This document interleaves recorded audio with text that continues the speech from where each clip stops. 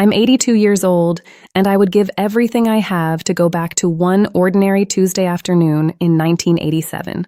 Not to change a big decision, not to fix a financial mistake, just to answer a door differently. Just to say one sentence I was too busy to say. If you're a parent, please stay with me. Because the regret I carry is quiet. It doesn't scream, it whispers, and that's why it's so dangerous. My name is Harold. I live alone now in a small house in Ohio. The walls are thin. The nights are long. My wife passed 5 years ago. My son lives 3 states away. We talk on holidays, sometimes on my birthday. I don't blame him. I earned this distance, and that is my biggest parenting regret. When my son Daniel was born, I was 32 years old. I remember holding him in the hospital. He was so small, his fingers wrapped around mine like I was the whole world. I promised him something that night. I said, I will give you everything I never had. I meant money, security, a safe home. I grew up poor. My father worked 2 jobs. He was tired all the time. I told myself my son would never feel that kind of struggle. So I worked, and I worked, and I worked.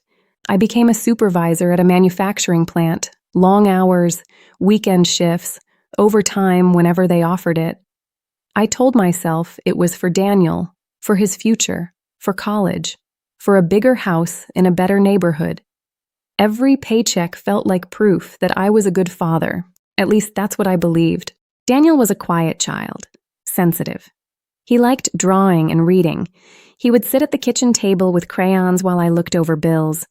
Sometimes he would tug on my sleeve and say, "Dad, look at this." I would glance at the paper for 2 seconds and say, "That's great, buddy." Then I'd go back to numbers. I didn't see the small disappointment in his eyes, or maybe I did, but I ignored it. When he was 8, he joined a little league baseball team. I signed him up because I thought it would make him tougher. I thought sports would prepare him for the real world. His first game was on a Saturday morning. I had promised him I would be there. But that week, the plant was short-staffed. My boss asked if I could come in for a few hours. I told myself, it's just one game. There will be many more. When I got home that evening, Daniel was in his room. His uniform was still on the chair. He didn't say much at dinner. My wife told me he had looked for me in the stands before every pitch. I felt a sting of guilt, but I pushed it down. I said, he'll understand one day. That became my favorite sentence. He'll understand one day. Years passed like that. I missed school plays. I missed parent-teacher meetings. I missed small conversations at bedtime because I was too tired. When I was home, I was distracted, thinking about work, thinking about promotions, thinking about how to stay ahead. I measured my success in raises and square footage. Daniel measured love in time. When he turned 16, something changed. He stopped asking me to come to things. He stopped showing me his drawings. He stopped knocking on my office door. I told myself it was normal teenage behavior. Boys pull away, I said. He's becoming independent.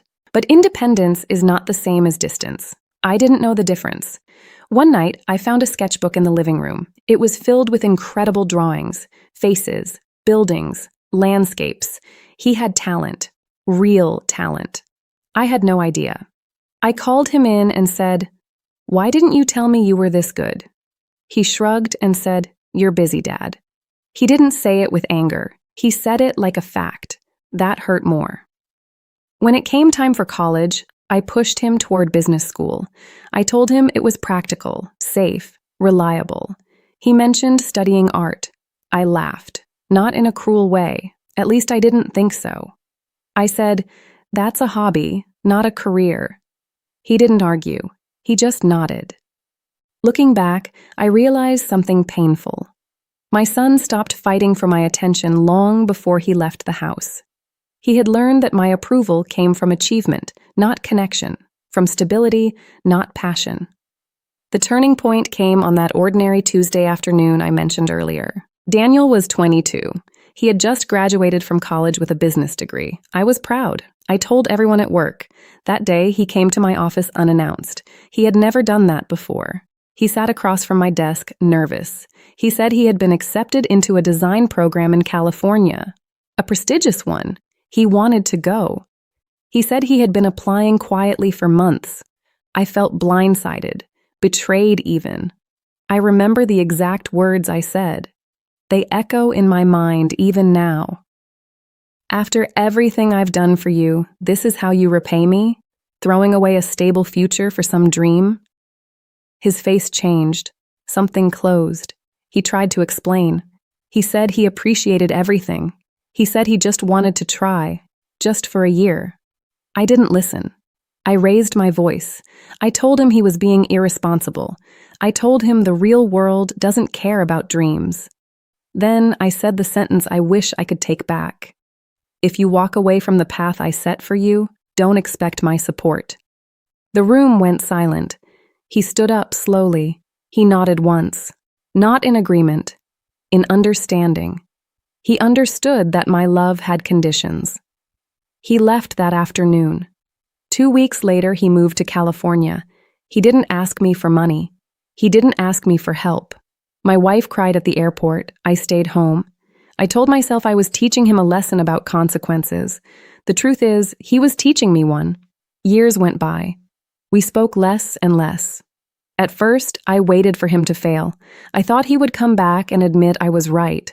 But he didn't fail. He struggled, yes. He worked part-time jobs. He lived in small apartments. But slowly, he built a career in design. He even won awards. I saw his name in an article once. I cut it out and kept it in a drawer. I never told him. When my wife got sick, Daniel came home immediately. He sat by her hospital bed every day. He held her hand. He was gentle, patient, loving. Everything I had wanted him to be. Everything I had tried to force him to become. One night, after she passed, we sat in the kitchen together. The house felt empty. I finally said, "I'm proud of you, son." He looked at me. He smiled softly. And he said, "I know you did your best, Dad." It was kind, too kind. But there was a distance in his eyes that hadn't been there when he was a child with crayons at the kitchen table. That is my biggest parenting regret. Not that I worked hard, not that I wanted security for him. Those things are not wrong. The regret is that I confused providing with parenting. I confused control with guidance.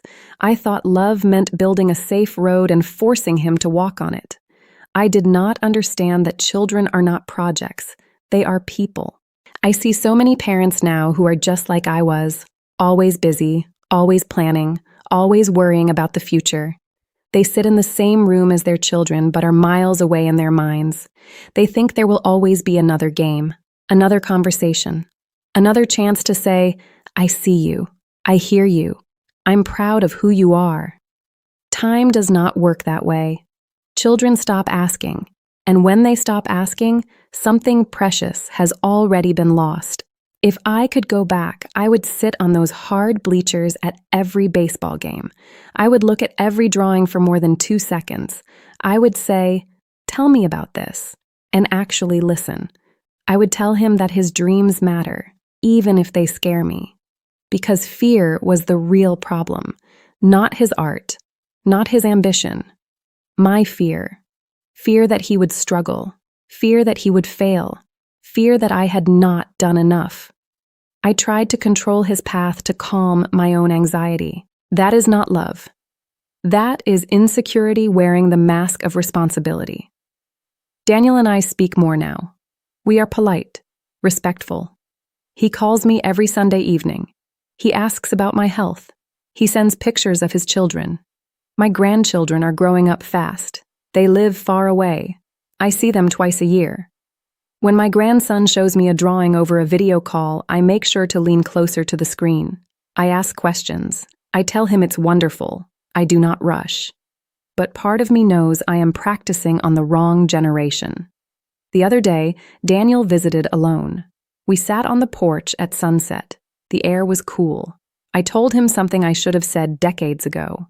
"I'm sorry I didn't listen." He was quiet for a long time. Then he said, "I know you wanted what was best for me. That's the thing about children.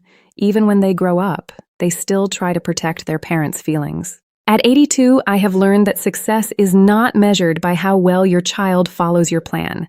It is measured by how safe they feel being themselves around you. It is measured by whether they run toward you with their dreams or hide them in secret applications to schools across the country.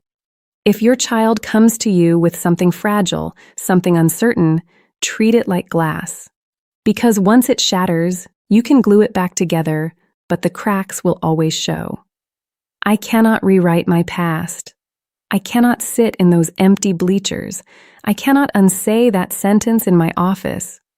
But you can still choose differently. Tonight, when your child says, "Watch this," put your phone down.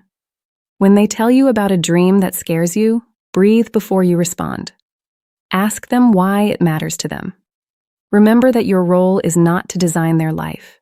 It is to walk beside them while they design it themselves. I am 82 years old. I have a comfortable house, a steady pension, awards from my company framed on the wall. But none of those things sit with me on quiet nights. What sits with me is the memory of a little boy looking into the stands, searching for his father. If you are a parent, please share this with someone who needs to hear it. Not because my story is special, but because regret is heavy. And if my words can lighten that weight for even one family, then maybe that ordinary Tuesday afternoon will mean something after all.